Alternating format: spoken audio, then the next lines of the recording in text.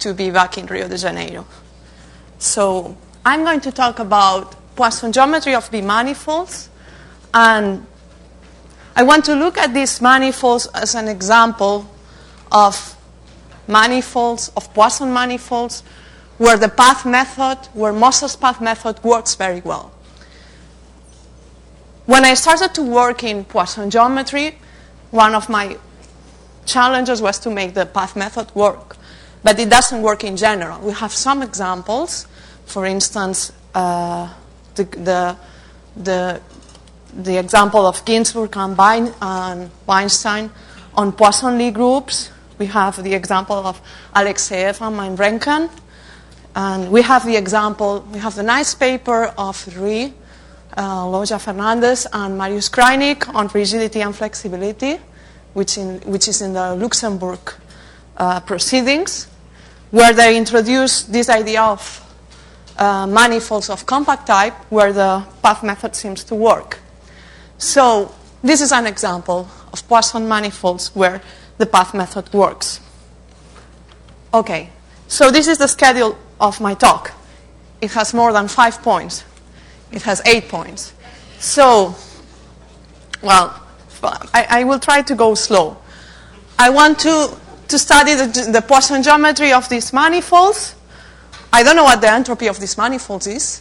It's probably 0. I don't know. Soon we'll compute it during my talk. But I want to, first of all, say that these manifolds are a generalization of manifolds studied by Olga Radko in her thesis. And I will review some of her results. I will talk about the Poisson geometry of the critical surface, which is a regular Poisson manifold. I will talk about extension theorem. And I will talk about a cohomology related to these manifolds, B-cohomology and the relation to Poisson cohomology.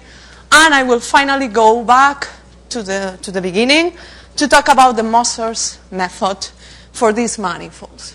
If I have time, I will talk about additional structures like integrable systems on these manifolds and future projects.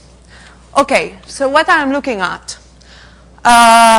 Motivation, the case of surfaces. I'm looking at pairs where I have a compact surface oriented and I have a union of curves where something is going to vanish. Okay? And, well, I want to adapt this, the result of Moser for volume forms on surfaces, or for symplectic structure on surfaces, which is telling me that if I have two different symplectic structures with the same cohomology class, then they are symplectomorphic. And this is based on a very nice idea of Moser, which is to find this symplectomorphism. I don't need to be explicit. It's enough to construct a path, and the linear path works if I'm in the surface case.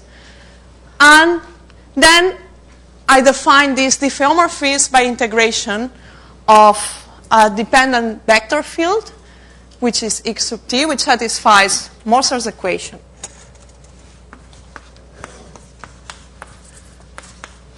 And here, since they are in the same, the two forms are in the same cohomology class, then I want to solve this equation.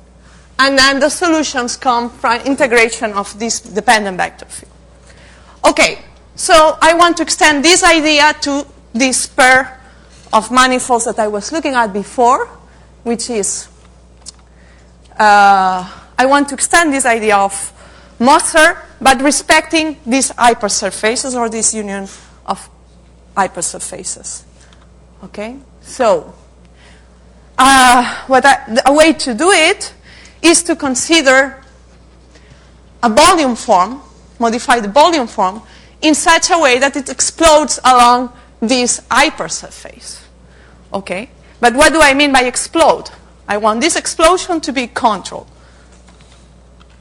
Okay? What do I mean by controlled? Well, I mean that it's very simple. I mean that it's modeled by a noncommutative Lie algebra in dimension 2, the Lie algebra of the fine group. Okay? Then to this Lie algebra, I can associate naturally a Poisson structure, which is linear and which is very simple. This one. Okay? And to this Poisson structure, I can dualize, and I get this modified volume form, which is this one. Okay? This volume form explodes when y is equal to 0. Okay? And what is the symplectic leaves of the Poisson structure? Well, these are all the points on the line. Each one of the points, I'm zooming at the line, and I'm seeing the points. Each point is a symplectic leaf of dimension 0, and then I have the upper half, which is another symplectic leaf, and this is another symplectic leaf. Okay. So, another examples. I'm going to look now at surfaces with boundary. And I want to look at vector fields which are tangent to the boundary. Okay? Or more generally, I want to take an hypersurface. Well, in the surface case, I want to take a curve. And I want to look at vector fields that are tangent to this curve. Okay? Melrose proved that if I consider this set of vector fields, there exists a tangent bundle whose sections are these vector fields. And this tangent bundle has a name, which is the B tangent bundle, B coming from boundary. Okay? And, well, with this idea, Melrose was interested in this idea because he gave a proof of the Tia-Patodi-Singer theorem for manifolds with boundary, and he needed the formalists he needed to develop a theory of calculus on these manifolds. And this is called the B calculus. And B calculus is largely developed by, or the calculus part is largely developed by Melrose, and you can go to his webpage. Well, you can go and buy the book. But you can also go to his webpage, and then it says hook a book, and you can download it. And it's a big book where he develops all this theory, and he applies it to the Tia-Patodi-Singer, to the proof of the Tia-Patodi-Singer theorem for manifolds with boundary. Okay? So, I want to look at this as an example of the manifolds. Okay? So, I consider this Poisson, this innocent Poisson structure, which it's quite easy. I mean, here I have a regular part, and here I have a part that looks like the Lie algebra I mentioned before. Okay? And this, I can look at this as a multi-vector field. But I can also look at this as a section of this bundle, of a bundle that I construct by wedging the beta cotangent bundle. Okay? And it's interesting to keep this idea that these objects, I can look at them as standard Poisson structures, or I can look at them as sections of a bundle that I construct out of the B tangent bundle. And I have a little bit one-form interpretation of this Poisson structure that I need to dualize. I will come to that at the end of my talk. And we have, so the punchline is that we have, for instance, or the starting point, is that we have a Darboux theorem for our manifolds. Okay, we can prove a B-Darboux theorem working with these elements as sections of this bundle that tells me that the kind of manifolds I have not defined yet, but I'm going to do in the next slide, are manifolds for which I can prove a Darboux theorem. Okay? Are manifolds that locally look like this. Locally look like this Poisson structure on the B cotangent bundle. Okay? And these manifolds are manifolds, so the idea is that the manifolds I'm going to consider are going to be even dimensional, okay, and have a dense, the set of symplectic leaves is dense in the manifold, okay, and then I have a set which is Z, okay, and I will have an induced Poisson structure on Z, which will be regular. Okay? And I have to impose some condition on the wedge, n times of the wedge of pi, to get that it vanishes on Z in a linear way. Okay, let me be precise. Precise way to do it is to use transversality. So I define, I take an orientability, it's important here. I take an oriented Poisson manifold dimension 2n, okay, I say that this defines a B Poisson structure, okay, if this mapping is transversal to the zero section of this vector bundle. Okay? Transversality implies genericity. Okay? And then this implies that if I consider Z the vanishing set for pi n, then this is an hypersurface. Okay? And I say that this Poisson structure is a B Poisson structure on the pair M and Z. Okay? So this is the definition. So let's make it particular for the case n equal to 1. This would be the Olga-Radko case. The definition then would be that this mapping is exactly the mapping given by pi, okay, as an element of the of wedge 2 of Tm, okay, of this bundle, and this is just the condition that the Poisson structure is generic. These are the Poisson structures that Olga-Radko called stable.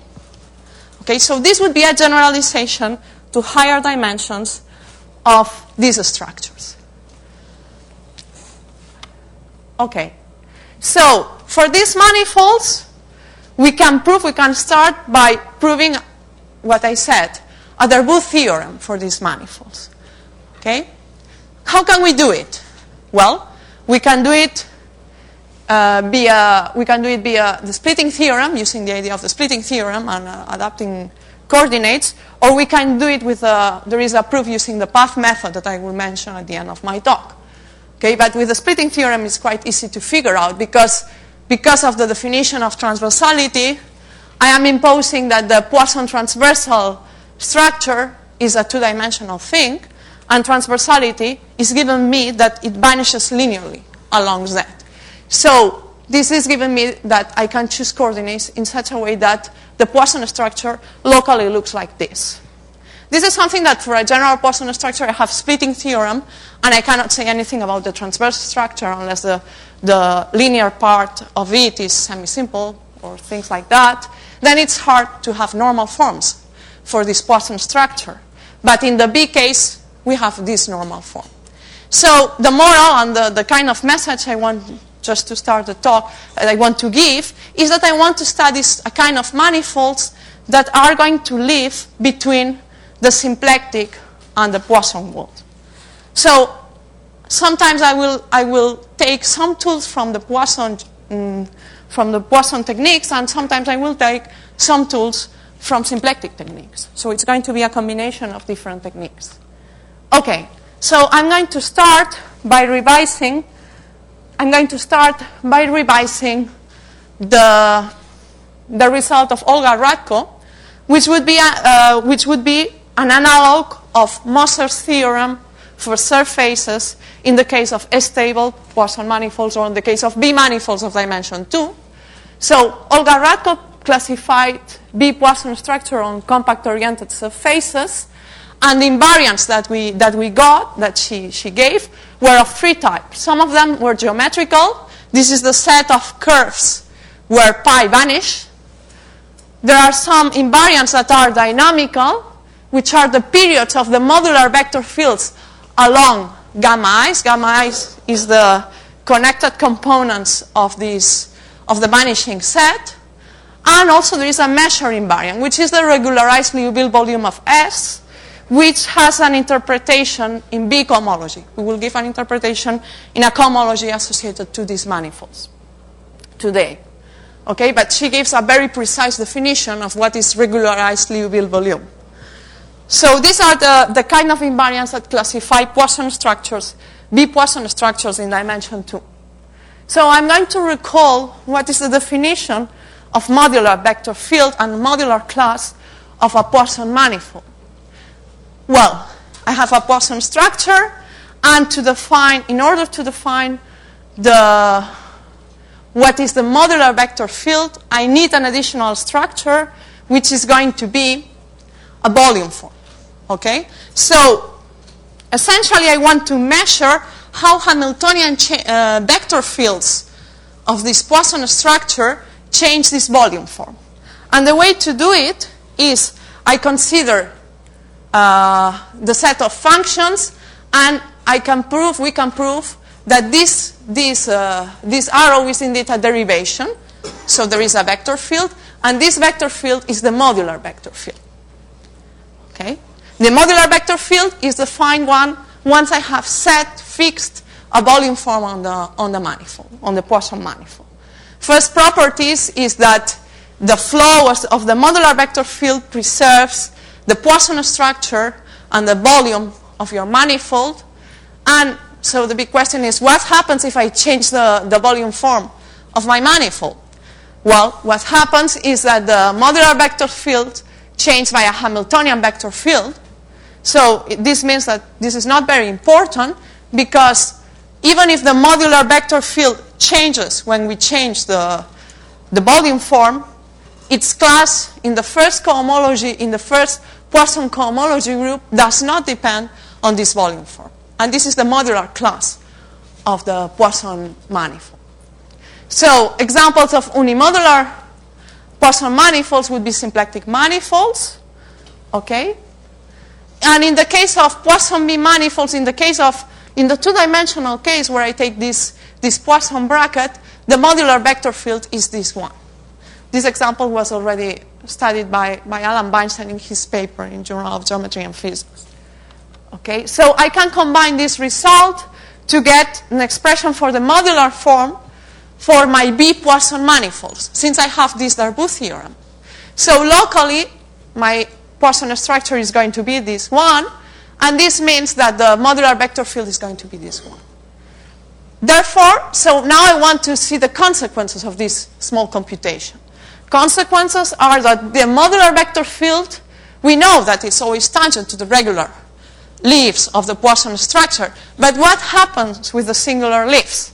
So this computation is telling me that the modular vector field is tangent to the vanishing set, okay, of pi n, and is transverse to the symplectic leaves inside Z.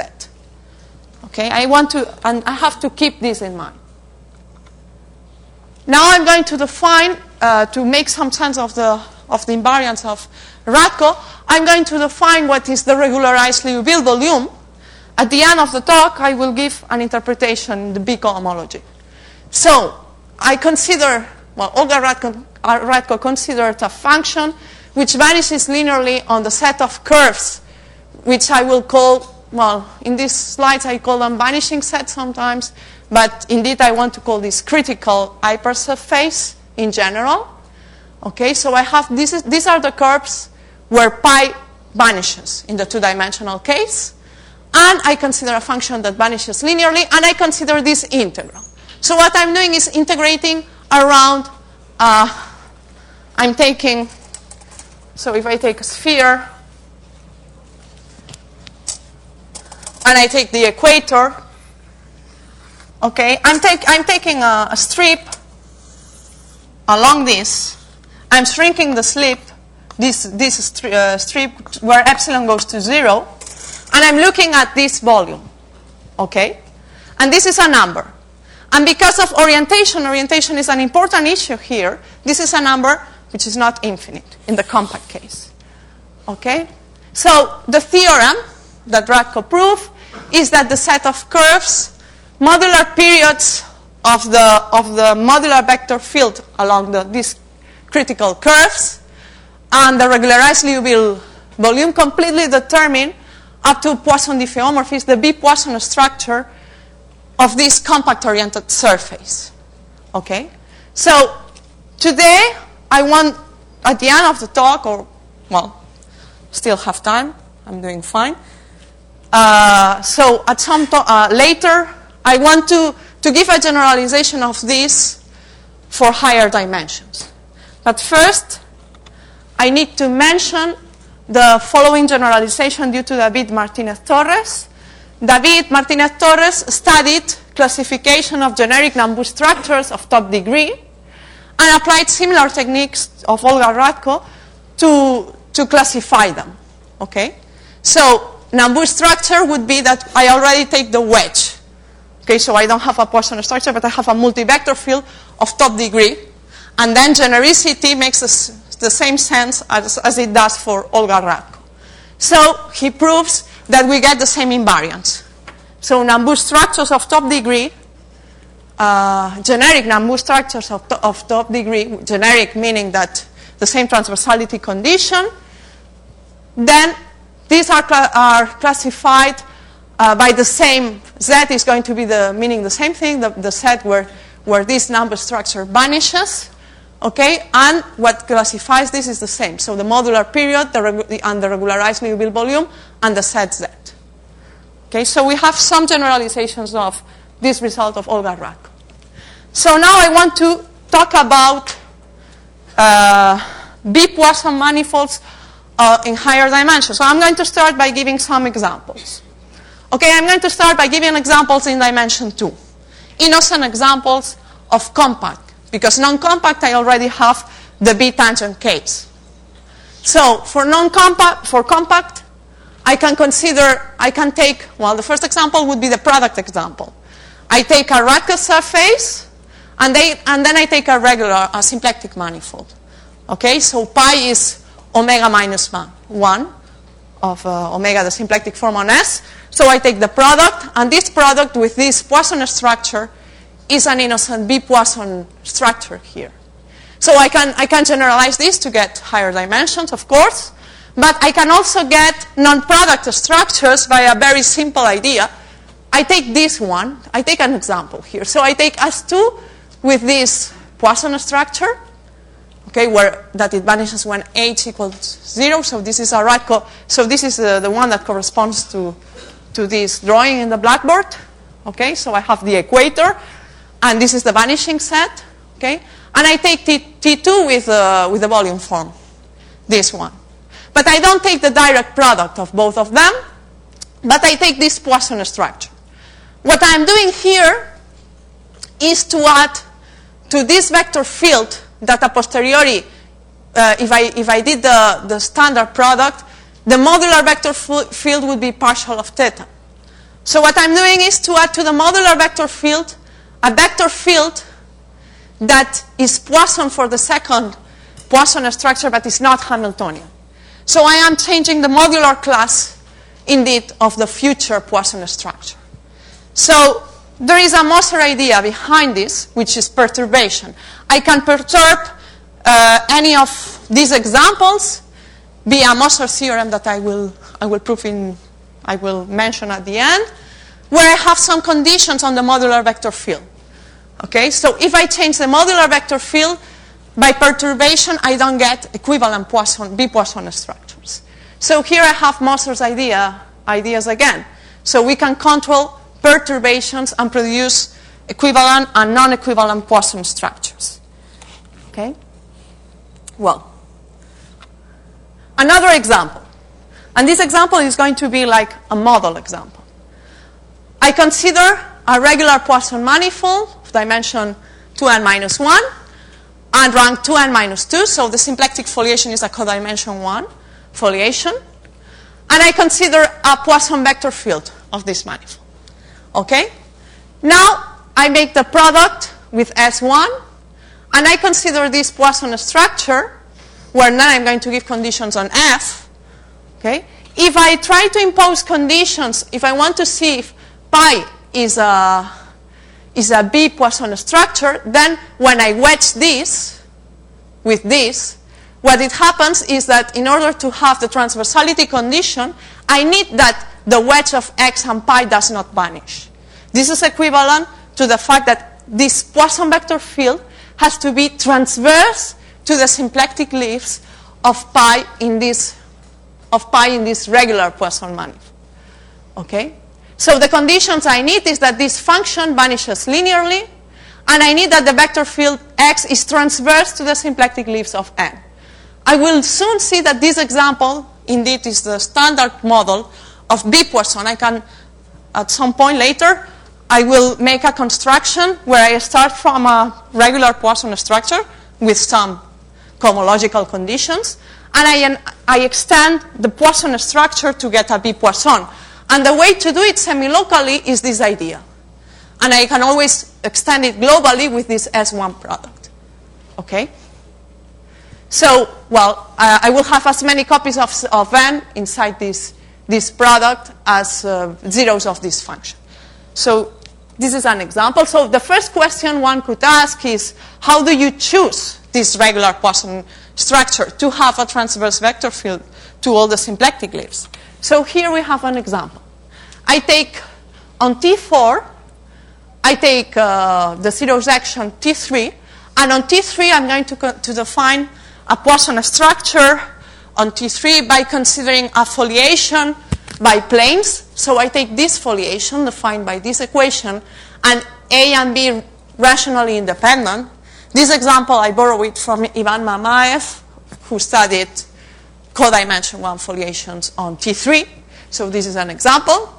And then the idea is, if I take this as volume form on its symplectic leaf, then there is a way to extend it to have a regular Poisson structure on T3, okay, that is good enough to extend in a neighborhood to a B-Poisson manifold. So I'm being explicit here. If I take this function, this is semi-local. This is not global. I can always extend it global by the previous example. And I take alpha, this form. I take omega, this is the meaning, this is the volume on each of the leaves. So these two form defines, I am here now using a two form to define the B-Poisson structure. I have a duality that I will comment later in a neighborhood of Z. Okay? So this example makes us think, well, if I take a regular Poisson structure, when can I extend this regular Poisson structure to a B Poisson structure? This is one of the questions I will answer today. Okay, so this is what I was saying. So the idea is the following. I take this B Poisson structure. I know that there is going to be an hypersurface Z. And I take the induced Poisson structure on this hypersurface. This is a regular Poisson structure. Okay? And it has a codimension 1 because of the transversality condition. It has a codimension 1 foliation. Questions I want to ask today is, can I extend this to a B Poisson structure? Is this extension unique? Do I have global results like Radko? So, well, the semi-local answers. So if I want to mimic the example of T3, let's go back to the T3. Let's go back to the 3-3 example. If I mimic this example, here I have a precise construction. This alpha is going to be the defining one form for the foliation. And here I am doing a particular thing. I'm taking this volume form on the leaves, and I'm weighting alpha with the differential of H. So in general, if I want to mimic this example in T4, what I would need to do is to consider here the symplectic form on each leaf, consider a neighborhood, pulling it back, pulling back the one form that defines the foliation, and doing this wedge and doing this addition. The problem is that this is not always a B Poisson structure. And there are some conditions on this one form alpha Z and on this two form, okay, which is, well, this two form would be a representative of the foliated cohomology two form dual to the Poisson structure. There are some constraints, some topological constraints in order for this to extend.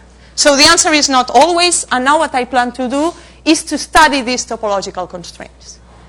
So we are going to do, it's time to do a little bit of, it's time for foliated cohomology. So now I'm going to consider a regular Poisson manifold. I'm going to forget a little bit about B Poisson manifolds for 2 slides. I just take regular Poisson codimension 1, meaning corank 1, codimension 1 symplectic foliation, and I take alpha is going to be the one form that defines this foliation, and omega is going to be a representative of the foliate of this omega. I mean, if I have this regular Poisson, then I can think that there is a foliated two form. So I take one of them. I take a form such that the restriction to each symplectic to each of the leaves is the symplectic structure. on the leaves. Okay? And now, well, this is integrability of the foliation, have this condition, and I can consider this complex. Okay?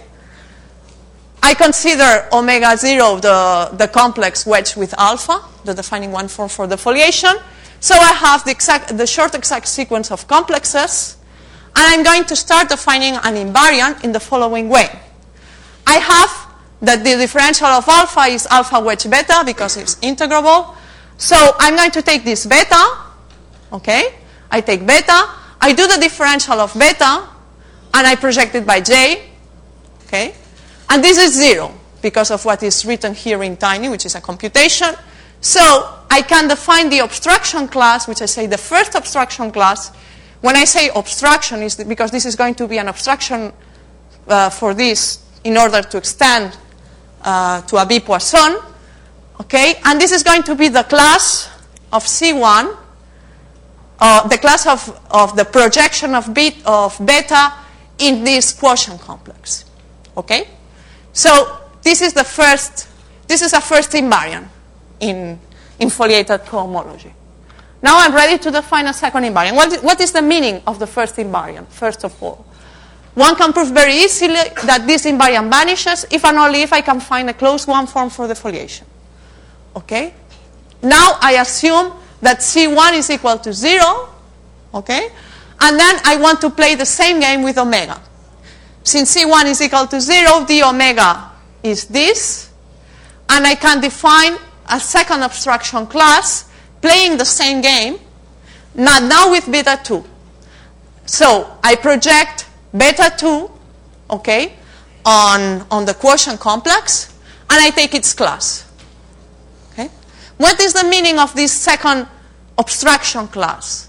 Well, this invariant vanishes if and only if there exists a closed to form, omega, which is defined on the big Poisson manifold, such that it's restricting to each symplectic structure on each leaf. We know that omega L is closed on each leaf, but what I'm saying is that there exists a closed to form on the regular Poisson manifold, okay, such that it restricts to this symplectic structure. Okay? So what is the relation, what is the meaning of the vanishing of C2? Well, if there exists a form on the big manifold which is closed, this means that there exists a leaf-wise symplectic embedding of the symplectic leaves of the regular Poisson structure, okay? And therefore this is like a Lie-Dirac manifold. So then I can apply one of the results of Kreinig and Fernandez in their long paper, integrability of Poisson manifolds, and I get that if this invariant vanishes, then these manifolds, these regular Poisson manifolds, are integrable. Okay? And, well, what happens when both invariant vanish? Both invariant vanish if there exists a Poisson vector field which is transversal to every symplectic leaf.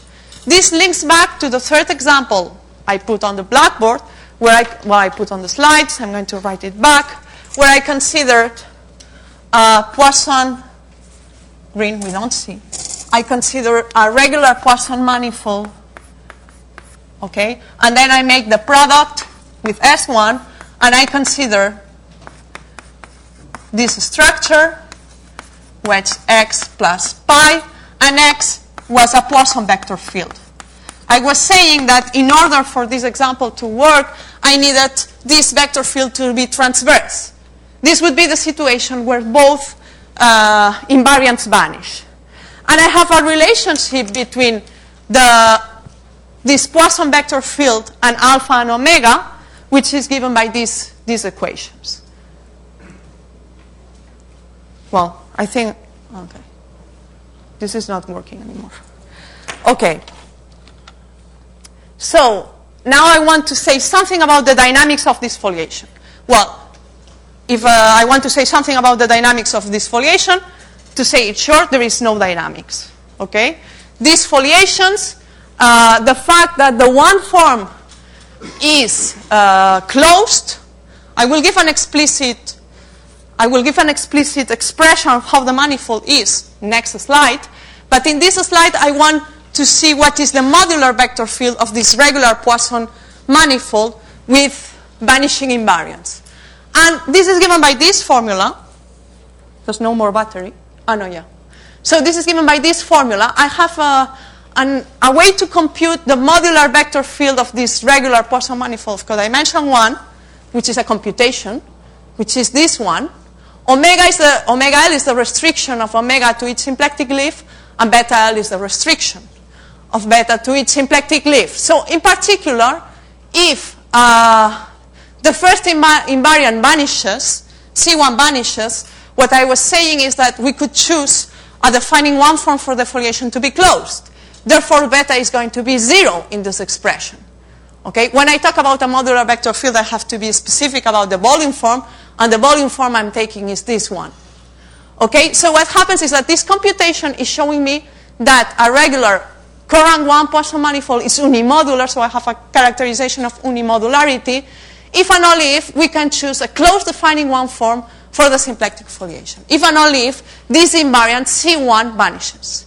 So the meaning, the dynamical meaning of this C1 is that the Poisson manifold is unimodular if this invariant vanishes. As a corollary, okay, I have that the God-Beyond class of this foliation vanishes. Okay? What happens with the B Poisson? This is for general, regular, codimension 1 Poisson manifold. What happens in the B Poisson case? Well, in the B Poisson case, we can compute very easily that these two invariants are going to vanish. Okay?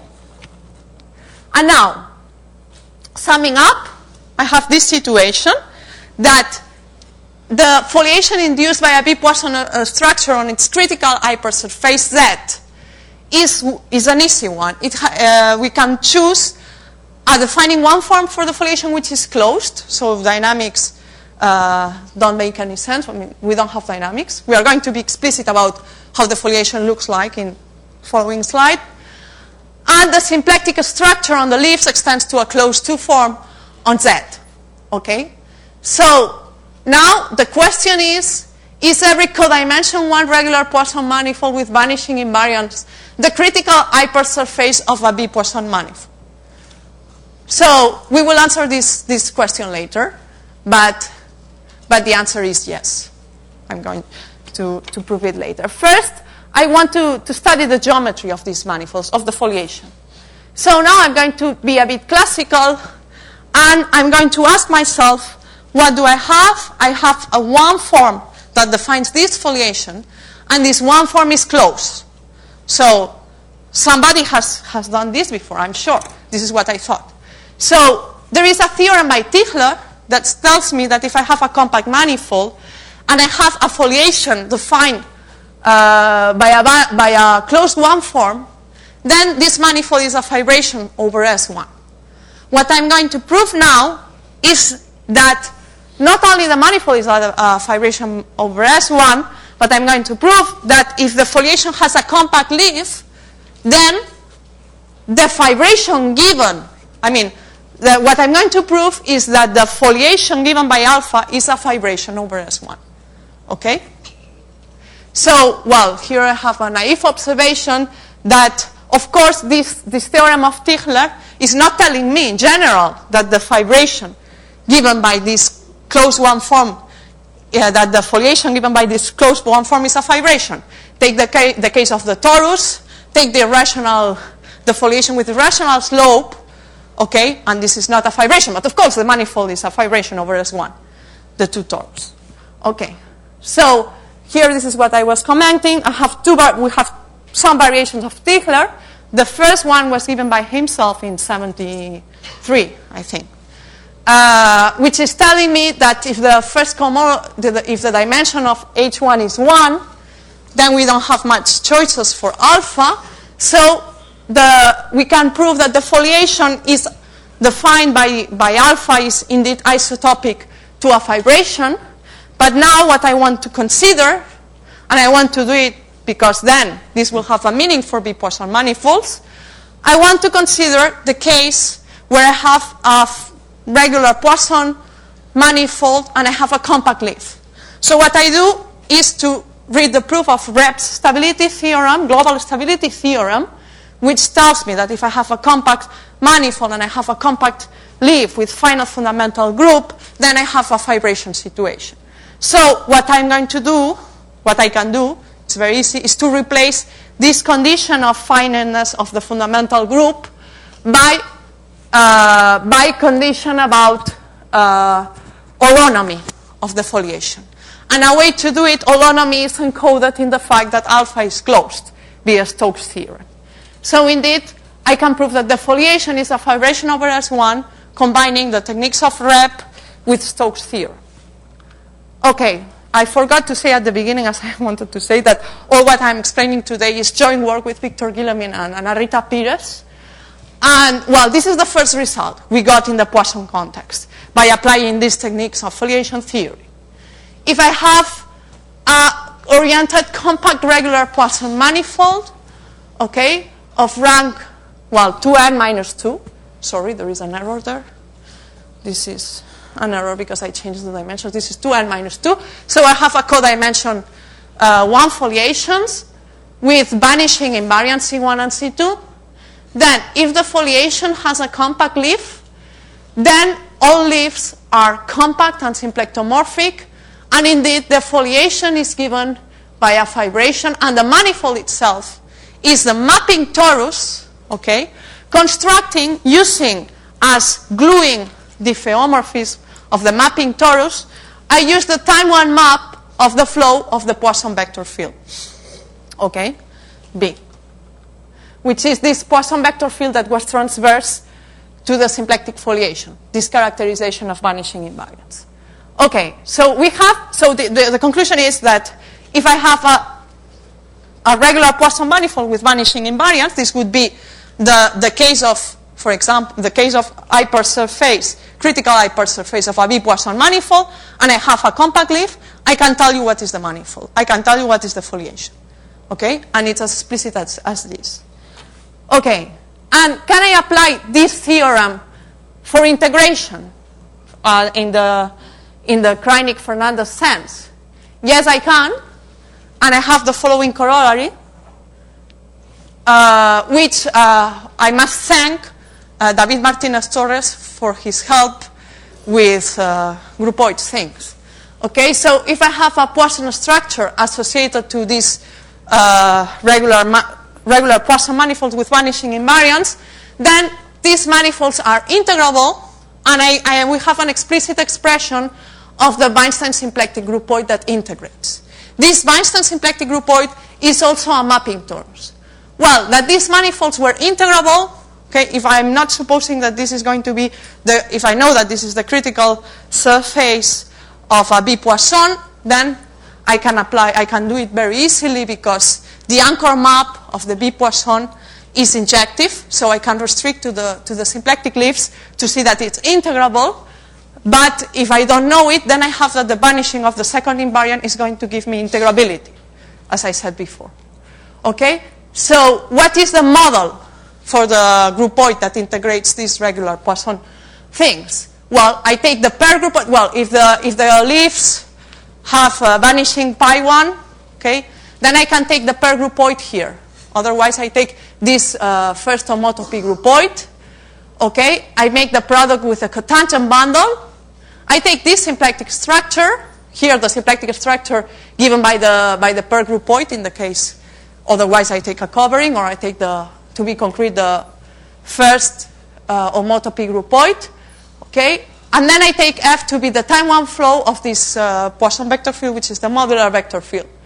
And in this product, I consider this mapping, which is going to be the gluing mapping for the mapping torus, but the thing is that I need that this preserves not only the symplectic structure, but also the groupoid structure.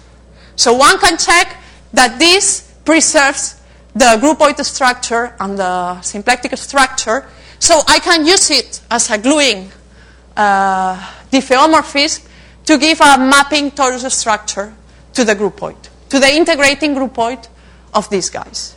Okay? Okay, still have a quarter of an hour. Okay, I'm going to be able to go further. So So this is all I wanted to say about the regular hypersurface. So we have explicit models for this regular hypersurface. We have explicit models for the group point integrating it. And now what we can prove is this will be an answer to the question. If I have one of these regular Poisson manifolds with these two vanishing invariants, can I extend this to a B-Poisson structure in a neighborhood? The answer is yes. And in how many ways I can do it? I can control this via this vector field, this Poisson vector field, transverse to the symplectic leaves. Okay, so this is the theorem with Victor Guillemin and Anarita Pires, which is telling me that if I have a compact Courant 1 regular Poisson manifold with vanishing invariants C1 and C2, okay, remember this is equivalent to a choice of alpha closed, a choice of omega closed, then there exists an extension of this regular Poisson manifold to a B-Poisson manifold in a neighborhood. Okay, so the extension, there exists an extension. What about uniqueness? This extension is unique up to isomorphism among the extensions such that the class of the transversal vector field to the symplectic foliation, this class in the first Poisson cohomology group, is the image of the modular class under the map. So uniqueness is given by the choice of this transverse vector field. I'm going to make a drawing here.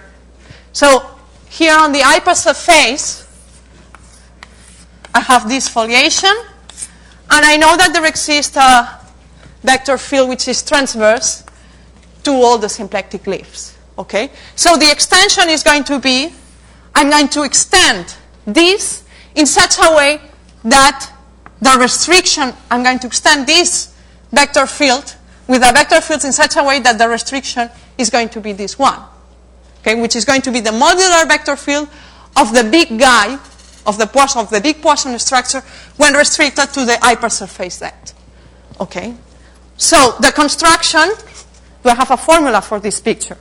The construction, the idea for the construction is if I fix this vector field, I make a choice of defining one form, alpha Z, for the foliation inside the regular Poisson manifold, and for the two form, okay, in such a way that these equations are satisfied. And then I make this naive construction that I had in the T4 case. Okay, I pull back this one form, I wedge it with the differential of f over f defining function for the hypersurface, for the critical hypersurface, and I pull back omega, which is the symplectic structure on each leaf. And then I can prove that this is a B-Poisson extension. Okay, so now 10 slides. 10 minutes, good. So now what I'm going to do is to talk about B cohomology. The title of this slide is Be the RAM K forms, but the title of this slide could also be what has been hidden under the carpet to do all these proofs. How do we do these proofs? Some of these proofs we can do them in the Poisson way, but most of the proofs, for instance, the uniqueness proof of the previous theorem, go to the previous slide, the uniqueness proof of this theorem relies strongly on a path method. And path method is formulated in the language of forms, not in the language of multivector fields. So I need to talk about BD-RAM forms, okay? BD-RAM K forms. No, BK-D-RAM forms. BD-RAM K forms. So I consider a complex of forms here, okay, which will be the space of sections, the space of B forms will be the space of sections of the bundle, where what I do is to replace, usually, if I worked with standard forms, I would take the bundle lambda k cotangent bundle of M. So here what I do is to replace the cotangent bundle of M by the B cotangent bundle of M, which has a structure of Lie algebra, by the way. Okay? So, if I close my eyes, I can foresee the results I can prove by changing the tangent bundle by the B cotangent bundle. So I just need to to think that I'm just changing, what I'm doing is symplectic geometry, changing the Lie algebroid. This is what I'm doing. Okay? So, well, in particular, well, what I'm saying here is I'm giving too many details.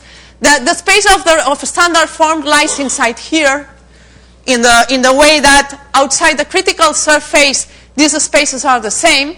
On the critical surface, well, what I need to do is to pull back one form on Z, and then I get standard inclusion.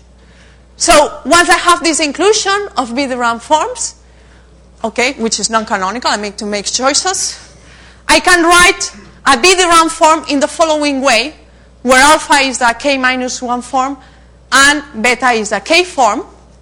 With this formula, once I have this formula, I cannot avoid to derivate, and then I have the operator, the Biederam operator on this complex. This will be the derivation. This makes sense when I extend it along Z. Okay? So then I get this complex with this differential, and this is, I define the B cohomology as the cohomology of this complex. Okay? This B cohomology was well known to Melrose and to Rafa Mazzeo. Mazzeo and Melrose proved the following result. This result is very powerful. This result is telling me how to compute the B cohomology of M. Okay? So the B cohomology of M is the standard rank cohomology. This would be the rank cohomology, plus the rank cohomology in degree k minus 1 of the hypersurface Z. Okay? So this is a powerful result because it computes. And it's going to help us say things about the Poisson structure. Why? Because of the following thing. We can, and this is really the key idea. If we have a B Poisson structure, then we can work in the dual language of symplectic forms.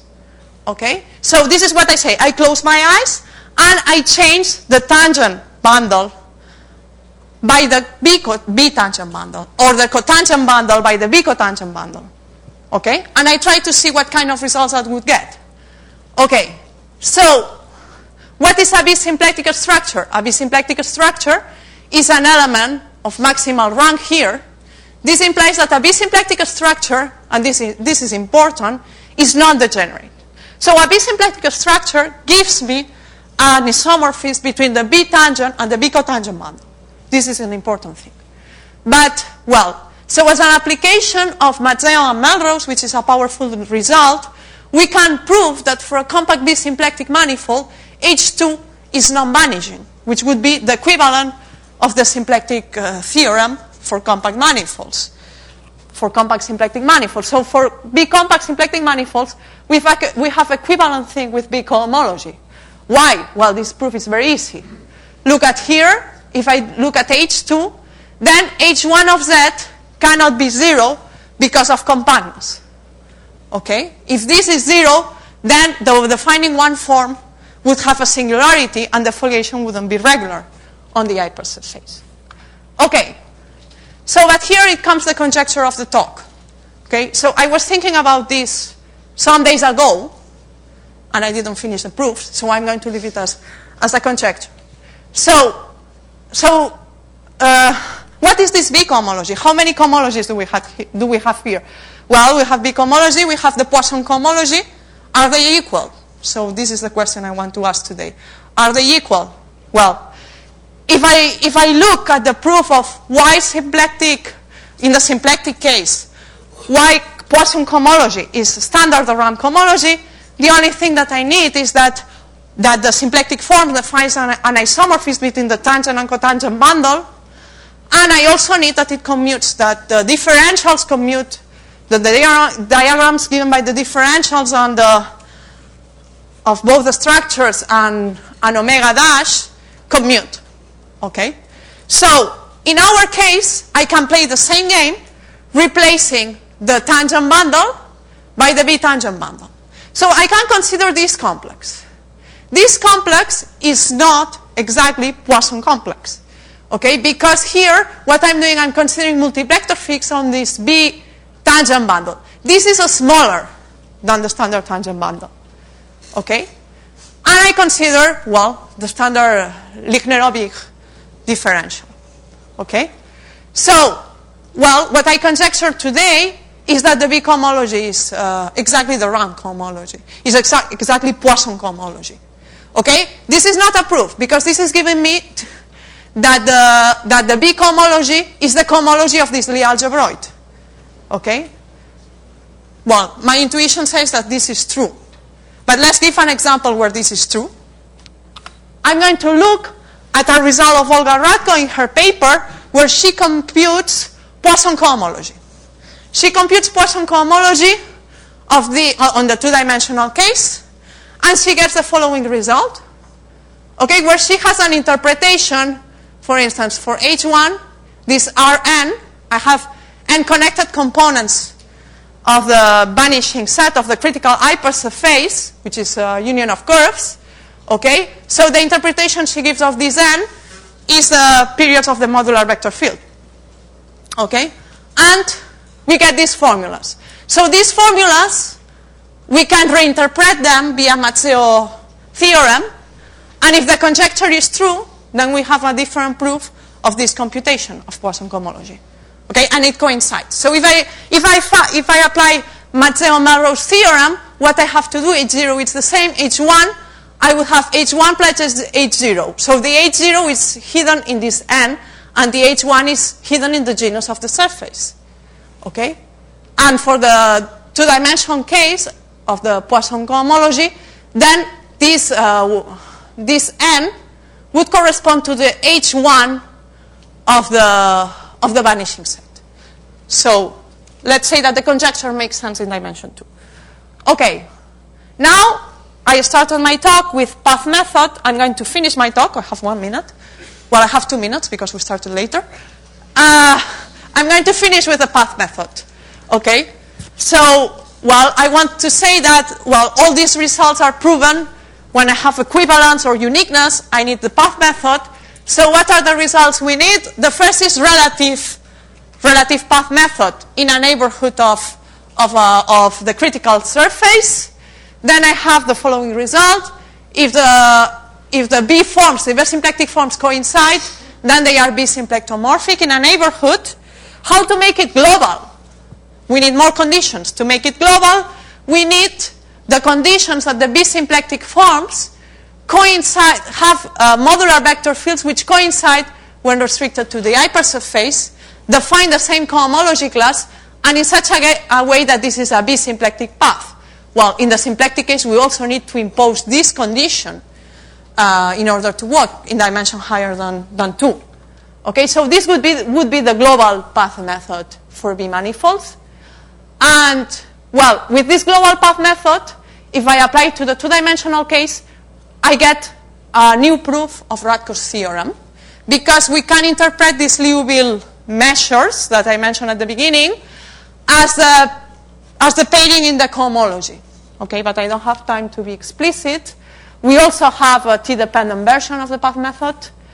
Well, and then there are things that I don't have time to, I have 1 minute to mention that, well, we can do many things on these manifolds. For instance, we can prove normal forms for integrable systems on these manifolds. Okay, and if you have an integrable system on a Poisson manifold, this is something that Sung didn't have time to explain, but it's not true that you can prove a splitting theorem in Weinstein's sense for the integrable system. For these manifolds, you can. So you have a kind of a splitting theorem in the transverse part and in what is tangent to the symplectic leaves. So we have some results for integrable systems. Also, if the integrable systems have singularity, and these results use these Moser-Path theorems. Okay, so what about future work or projects we are working on? Group actions on these manifolds, and integrability of these B Poisson manifolds. We know that they are integrable because the anchor mapping is injective. Well, I know there is Travis Lee, who is finding models in the Radko case. Okay, so even in the Radko case, this is an open problem. And, well, I think this is all I wanted to say. I'm going to stop here.